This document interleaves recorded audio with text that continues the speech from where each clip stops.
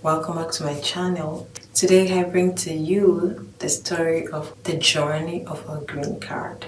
So we came here in 2016 as non-immigrants.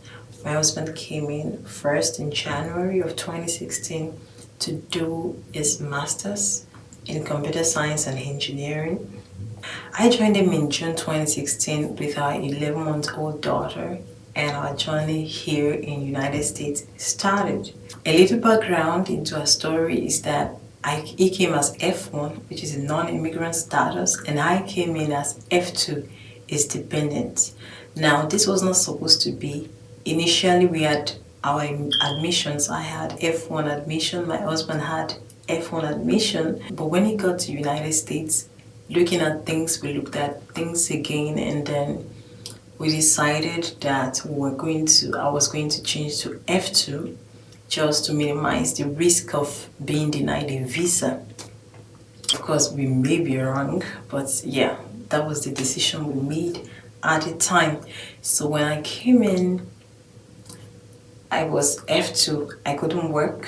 For those who have not seen my video on a little about my F2 story, check the link in the description and you will see it. So we had come in just with the dream of studying. Honestly, we didn't really have the mind to stay back in the United States, or should I say, we weren't determined to stay back in the United States. We just wanted to study.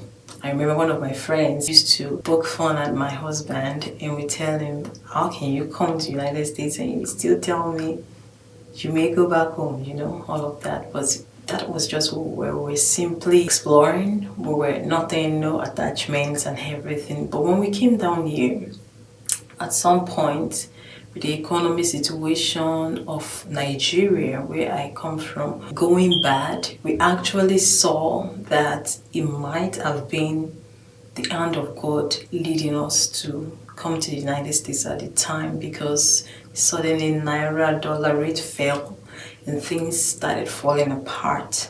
My husband's salary was increased by about 1.5 or 2 times what it was earning at the time before we left the country. And we had plans going on the way to come here to the United States to study, and then we started looking at it with the help of one of my husband's friends that was already here.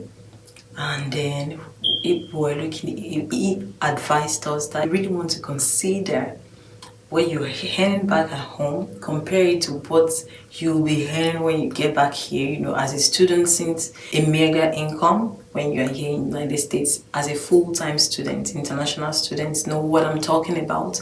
And so you're not earning much. Your wife is not working. I wasn't working, at the time because of my visa restrictions. Long story short, we started working on changing from F2 to F1 visa, because that was the plan from the get-go, that if I come in as F2 and then I can switch back to F1 and start my own study. And we did that. We were in Texas at the time, and it was taking forever, maybe 11 months or so. In the midst of all this, boom, baby number 2 came into the picture. Don't mind me. So because of that, a lot of things going on with me. It was just so confusing for me at the time. It was a new environment, things to expect. You have a new baby with a toddler, and then not knowing how to combine things, I withdrew my application. And one of the things I cannot forget is sometimes 1 or 2 of my friends have asked me, oh, okay, do you have papers now? And at the time, I was even just like, F2. This is my story, okay? At that time, I started feeling, well, if people are asking me, do you have papers? When I've not even started studying, I don't know. It wasn't certain what our journey was going to look like, but we just kept at what we were doing, studying. Of course, sometimes the struggle is there and is real for a growing family. My husband studying, me not working and everything. But today is about how that journey has culminated in a green card, because yes, last year December we had our green card. Trust me, this is a journey, but we have come this far. We're grateful to God and we trust Him to see us through, to keep going and being with us. God indeed is faithful. Later on in 2018, I applied for another change of status from F2 to F1, and then that of course took a very long time because I don't know what was happening. I mean, it still probably is, and it varies from state to state, where the time your application is processed is like going to a year or so, and mine at this time now took 13 months, and it was crazy because I missed my resumption at some point. But thanks to God, June 2019, I started my master's program in biomedical engineering, and wonderful experience going back to school. But of course, I had my growing family and everything. So eventually, after my master's program, my husband got a job because we finished around the same time. He was at the time doing his PhD in the same school where I was in Texas. So he was doing his PhD, and then I applied for my master's in that school just to keep our family closely knitted, to keep our family together. And so it was after he got his job. Then we saw the way things were going. By the way, I'm going to still bring him on this channel to explain a few steps, the things he did applying for green card. Honestly, there are different means, and I am so grateful that he applied when he did apply, because he did the application himself.